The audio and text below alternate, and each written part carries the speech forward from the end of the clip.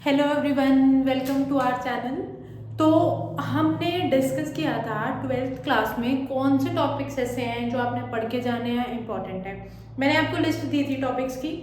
अब उस लिस्ट में से हमने क्या किया, ये वाला चैप्टर उठा लिया, principle of inheritance and variations. इसमें हमने इम्पॉर्टेंट टॉपिक्स देखने हैं जो आपने पढ़ के जाने हैं पेपर के पॉइंट ऑफ व्यू से।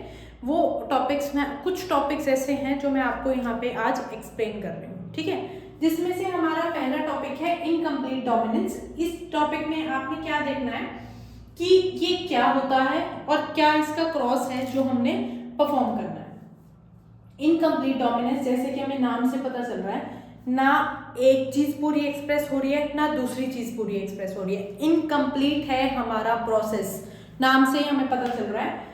तो it is the process in which F1 hybrid exhibits characters intermediate of the parental gene. मतलब इस जीन और इस जीन दोनों में जो इंटरमीडिएट, दोनों का जो इंटरमीडिएट होगा वो वाले कैरेक्टर्स उसमें हमारे जो ऑर्गेनिज्म है वो कंटेन करेगा। इस टाइप की जो हमारी डोमिनेंस होती है उसको हम इनकम्प्लीट डोमिनेंस बोलते हैं। इसके एग्जाम्पल क्या है, आपने रेड फ्लावर्स लिए और आपने व्हाइट फ्लावर्स लिए, दोनों का क्रॉस करा दिया। रेड फ्लावर को हमने कैपिटल आर से डिनोट कर दिया, व्हाइट को स्मॉल आर से, दोनों को हमने क्रॉस करा दिया। तो वो क्या आए, जो जनरेशन आई आपकी ये होगी आपकी F1 जनरेशन, ठीक है। और जो F1 जनरेशन आई आपकी वो क्या है, कैपिटल आर स्मॉल आर। इसका मतलब क्या है, हमने क्रॉस में पढ़ा होगा पहले कि जो कैपिटल आर है अगर वो प्रेजेंट है तो हम वहां पे और उसका जो है उसको काउंट करेंगे, ऐसा हमने पढ़ा था। बट अब ये है इनकम्प्लीट डोमिनेंस की बात हो रही है, तो ये it is not proper capital R and not proper small R. तो ये कौन से फ्लावर्स आए आपके पास, पिंक फ्लावर्स आए। अब हमने क्या करना है, जैसे कि हमने आगे F2 जनरेशन ऑब्टेन करनी है तो ये वाला जो है इसकी हम क्या करेंगे, सेल्फिंग करेंगे, जैसा कि हमने मेंडल के मोनोहाइब्रिड क्रॉस में पहले किया था। चलो आगे बढ़ते हैं, ठीक है। तो अब हमने क्या करना है, उसको आगे अपना डिराइव करना है क्रॉस को। अब सबको पता है इसको हम 1x स्क्वायर बोलते हैं, और इसका दूसरा तरीका भी होता है कि आप इसको विदाउट स्क्वायर भी क्रॉस करा सकते हो। इसको क्रॉस कराने का यहाँ पे आपकी हो गई मेल गैमेट और ये आपकी हो गई फीमेल गैमेट। और ये भी आपका क्वेश्चन मतलब किसी के मन में उठा हो अगर, तो इसका ये आंसर है कि ये इसको ही हम मेल गैमेट क्यों बोलते हैं। इस एरो का मतलब है आपका मूवमेंट, मेल गैमेट आपकी मूव कर सकती है इसलिए हमने उसको उसके ऊपर एरो लगा दिया, और फीमेल गैमेट स्टिल होती है इसलिए उसको ऐसे हम रिप्रेजेंट करते हैं। तो अब इसको बनाने का तरीका क्या है, इसको सबसे पहले हम इसके साथ मल्टीप्लाई करेंगे तो आपका क्या आएगा, कैपिटल आर कैपिटल आर। फिर इसको इसके साथ मल्टीप्लाई करेंगे, कैपिटल आर स्मॉल आर। इसकी मल्टीप्लिकेशन कंप्लीट होगी, अब ये उठाएंगे, इसको इसके साथ मल्टीप्लाई करेंगे, कैपिटल आर स्मॉल आर, और इसको इसके साथ मल्टीप्लाई करेंगे, स्मॉल आर स्मॉल आर। ये आता है हमारा 1x स्क्वायर का रिजल्ट। अब यहाँ पे मतलब जिसने मेंडल का जो क्रॉस है वो अच्छे से ना पढ़ा हो उसके मन में ये क्वेश्चन आ रहा होगा कि मैम जब हमने स्मॉल आर को कैपिटल आर से मल्टीप्लाई किया तो हमने कैपिटल आर ही आगे क्यों लिखा। बच्चे ये रूल होता है, जब हम इसको मल्टीप्लाई करते हैं तो जो भी कैपिटल होता है, एक हो दो हो, वही आगे आता है। इसलिए हमने कैपिटल आर को पहले लिखा, स्मॉल आर को हमने बाद में लिखा। उसके बाद ये आती है, यहां से रेशियो क्या आती है, रेड ये सबसे दो टाइप की रेशियो आएंगी आपकी, फिनोटिपिक और जीनोटिपिक रेशियो। फिनोटिपिक रेशियो क्या होती है, जिसमें वो फिनोटाइप बताती है, यानी रेड होगी, पिंक हो गई, व्हाइट होगी, तीन तरह के फ्लावर्स आएंगे, और ये क्या हो गया इसका फिनोटाइप। जीनोटिपिक रेशियो क्या है, यानी कितने हैं, डिफरेंस भी पूछा जा सकता है आपसे फिनोटिपिक और जीनोटिपिक रेशियो का। फिनोटाइप बता रहा है जो उसका रेड है, पिंक है, व्हाइट है, इसको हम फिनोटिपिक रेशियो बोलते हैं। और इसकी अगर हम जीनोटिपिक रेशियो निकाले तो क्या होगा, रेड का मतलब that is proper red, capital R एक है रेशियो। पिंक कितने हैं, यानी एक कैपिटल आर एक स्मॉल आर, दो रेशियो। व्हाइट कितना है, 1। तो आपकी को डोमिनेंस की इनकम्प्लीट डोमिनेंस की जो आपकी रेशियो है वो क्या होती है, 1:2:1। ये क्रॉस आपसे डायरेक्ट भी पूछा जा सकता है 3 नंबर में कि इनकम्प्लीट डोमिनेंस को एक्सप्लेन करो विद डेफिनेशन, तो उसमें आपने ये सब चीजें बतानी है, ठीक है। अपना कंप्लीट कर लिया है, क्या कंप्लीट किया था, इनकम्प्लीट डोमिनेंस। अब हमने देखना है को डोमिनेंस क्या होता है। बच्चे को डोमिनेंस नाम से पता चल रहा है, को मतलब दो, ठीक है। तो इसका मतलब क्या है, the alleles which are able to express themselves independently साथ प्रेजेंट है, उसके होने के बावजूद भी उसका कोई असर नहीं है उस पर, वो अपने आप को इंडिपेंडेंटली एक्सप्रेस कर पा रहा है, इसे हम बोलते हैं कोडोमिनेंस। इसका बेस्ट एग्जांपल है आपका एबीओ ब्लड ग्रुपिंग, जो हमारे अंदर ब्लड ग्रुप्स प्रेजेंट होते हैं वो है इसका एग्जांपल।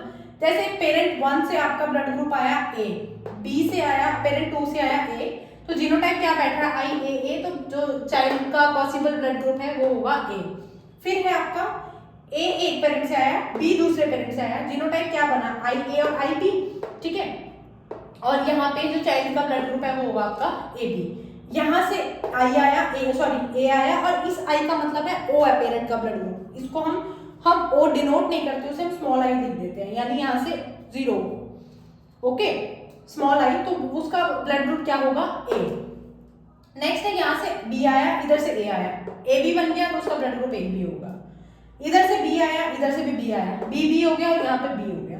उसके बाद पेरेंट नंबर 1 से भी B आया और इधर से कुछ नहीं आया, यानी O है ब्लड ग्रुप, तो ब्लड ग्रुप क्या हो गया B।